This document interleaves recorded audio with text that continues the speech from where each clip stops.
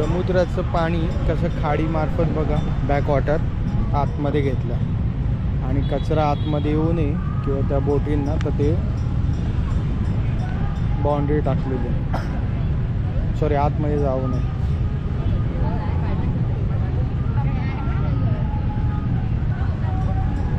तिकडे चर्च दिसतोय तुम्हाला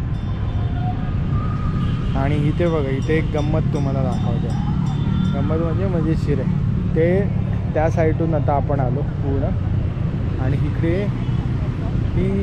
हा पूर्ण जो रोड आहे हा यांचा लिंक झालेला आहे, म्हणजे तो हायवे बघा तुम्हाला तिथे पुढे दिसतो तिथपर्यंत गेलेला आहे. आणि हे लोक अशा मोटरसायकलवर गाड्या हे सर्व नीट आहे आणि काय ते म्हणतात शिराम वगैरे फिश. आणि त्या रोडवरून कुठला सिग्नल नाही आहे तिथे, लिटरली लोक हात फक्त दाखवून क्रॉस करतात. आता मी कॅमेरा काढला नव्हता कारण भीती वाटत होती कोणीतरी टिपकवलं पडला झाला. ठीक आहे. आणि हे बघा इथे हे लोक इंस्टाग्रामवरती लाईव्ह जाऊन ते परफ्यूम वगैरे सगळं विकतात. हे ह्या गोष्टी तुम्हाला इकडे म्हणजे व्हिएतनाम, त्याच्यानंतर चायना, त्याच्यानंतर इंडोनेशिया, मलेशिया याच्यामध्ये भरपूर दिसतील की लोक ऑनलाईनमध्ये छोटे छोटे शॉप्स वगैरे बनवलेले आहेत. आणि इवन इथे सुद्धा आहे मी गेलेलो, ते डिझायनिंग त्यांचं समजा क्लोथ बनवतात आणि ते लाईव्ह जाऊन मार्केटिंग करतात. म्हणजे त्यांचे फॉलोअर्स म्हणा किंवा काय कंटिन्यूस ती पोरगी बोलतच राहणार, ड्रेस कपडे दाखवत राहणार, वेगवेगळ्या गोष्टी वगैरे. आणि आता बघा तिची इन्व्हेस्टमेंट बघा त्याच्यामध्ये काय आहे. तिने एका बॅगमध्ये ते सामान टाकलं आहे फक्त परफ्यूम आणि विकते. तिच्या बाजूवाली नोटीस करते. मागापासून मी तिथे 5 राऊंड मारून झालं. मी चेक करतो की कुठल्या एक्झॅक्टली प्रोडक्ट आहे ती कुठल्या पद्धतीने. नंतर म्हणालो आता कॅमेरा काढून तुम्हाला दाखवूया. ओके. लोक आपापलं सामान घेऊन येतात खाण्यासाठी, असं कोणाचं हे नाही आहे की आउटसायडर फूड अवेलेबल नाही. आणि सर्वात इम्पॉर्टंट काय आहे की जे टेबल्स म्हणजे चेअर्स म्हणा हे लोक देत आहेत तर तेच लोक स्वच्छतेचेसुद्धा हे करतात आहे. म्हणजे आता तिथे समजा टेबलचे इथे समोर आसपास कोण बसलं आहे तर ते साफसफाईसुद्धा तेच लोक बघणार. इवन फुटपाथवरती सुद्धा जिथे मी माझा रूम आहे त्याच्या बाहेर जिथे जिथे कॉफी शॉप छोट्या आजीबाई घेऊन वगैरे अशा बसलेल्या आहेत ना तर तेच लोक साफसफाई करतात. म्हणजे असं कोण थर्ड पार्टी येऊन त्याला प्रॉब्लेम होतो आहे किंवा तो कोण साफसफाईवाला आहे त्याला प्रॉब्लेम होतो असं काही नाही आहे. इथे प्रत्येकजण आपापल्या हिशोबाने साफसफाई वगैरे सर्व करत आहे. असं क्रूजवरती पण जाण्याची फेरी सुविधा आहे.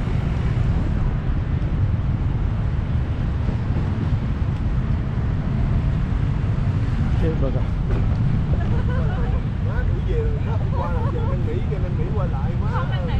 सेम दुबईचा फील आहे. क्रीकला ओल्ड दुबईला गेलात की तुम्ही पण खाऱ्या पाण्याची ती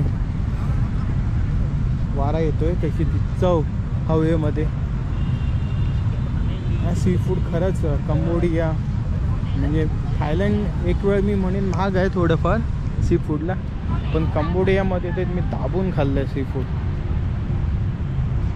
लॉबस्टर खा तुम्ही, प्रॉन्स का, क्रॅब घ्या, भरपूर आहेत. हे बघा तिथून त्या लेवलच्या शिसपासून ते पूर्ण तिथून कवर केलं आहे. म्हणजे त्यांनी मधल्या पॅसेजचं आहे ना बऱ्यापैकी टुरिझमसाठी हे केलं. आणि इवन कंटेनरसुद्धा जातात आहे, शिपिंगचे मोठे मोठे कंटेनर तिकडून पास होतात आहेत.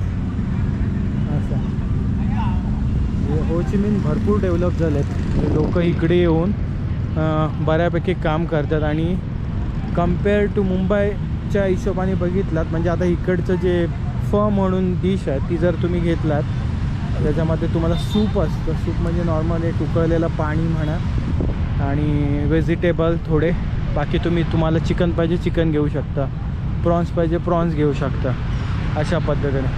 आणि पक्ष्याचे बारके अंडे हे भरपूर खातात. चव सेमच आहे. मी बॉईल झालेला छोटा अंडा खाऊन बघितला तर कोंबडीचं अंडं असतं सेम त्या पद्धतीनेच लागतं, फक्त थोडासा एक अनकम्फर्टेबल फील येतो की कसलं आहे. प्लस इथे लोक ते काय म्हणतात आता सांगायचं पण हे होतं की ती छोटंसं कोंबडीचं पिल्लू आतमध्ये जन्माला आलेलं असतं तेवाला अंडंसुद्धा ते हे लोक खातात. असं आहे. तर खाणं वाणं वगैरे काय माहिती आहे, ह्या प्रत्येक भागामध्ये जशा जडणघडण आहेत तशा पद्धतीने ते मिळालं. मला त्याच्यावरती नावं ठेवायचं नाही, ही एक गोष्ट मला समजली. जसं काही जण आपल्याकडे पण इंडियामध्ये साऊथ इंडियाला ते दररोज इडली वडाच खात राहतात. आपण नाही खाऊ शकत.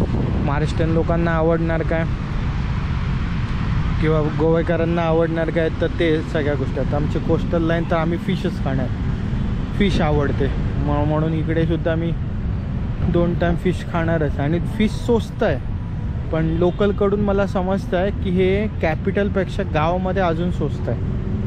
ट्राय करतोय पुढची ट्रिप गावामध्ये नेणे दाखवायची, म्हणजे दोन्ही लाईफस्टाईल बघायला भेटेल. बघूया. तर हे असं का आहे, पोलिसांचा कुठे रोकठोक नाही आहे. रात्री 2 काय म्हणजे 24 तास कुठेही फिरत राहा, पोलीस लोक येतात आहे, थांबवलं आहे, अडकवलं आहे. हे मेन आहे ना, असंच पाहिजे खरं तर. सिक्युरिटी CCTV कॅमेऱ्यांनी जास्त करून दिला नाही आहे, ज्याच्याने भर देतात. आणि टुरिस्ट मॅक्स टू मॅक्स बघितलं आहे ना इथे, कोरियन म्हणजे लोकलच्या कम्पॅरेटिव्ह कोरियन टुरिस्ट आहेत, भरपूर आहेत, बऱ्यापैकी आहेत. कदाचित थंडी आहे ना, मगाशी बोललो तसं. आणि हॉटेलचे रेट तुम्ही कुठल्याही महागड्या पण म्हणजे एकदम हायफाय दिसणाऱ्या हॉटेल ह्याच्यामध्ये जरी गेलात रेस्टॉरंटमध्ये, तरी तुम्हाला तुमचं जेवण 1000 रुपयाच्या आतमध्ये होऊन जाईल.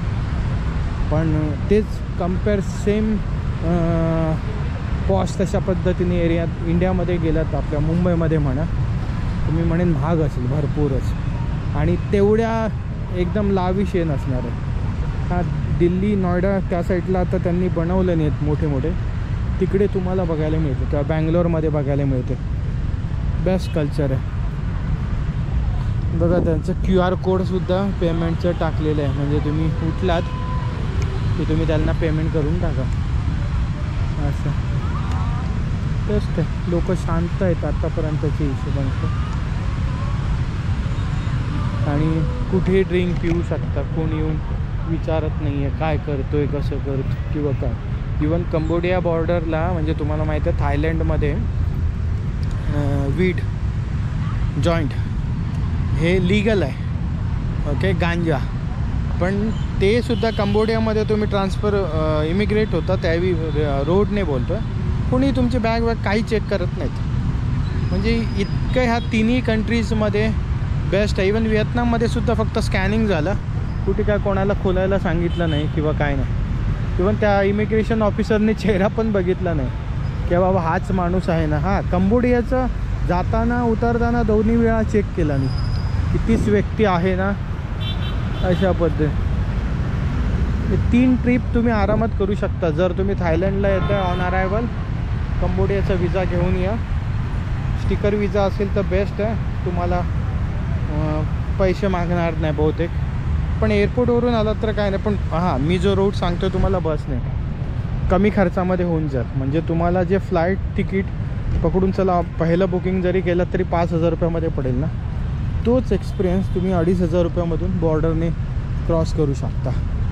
म्हणजे तिथून थायलंडवरून कंबोडियावरून व्हिएतनाम, आणि व्हिएतनामवरून पुन्हा लाओस जाऊ शकता. ती पण बस सर्विस आहे. आणि लाओसवरून पुन्हा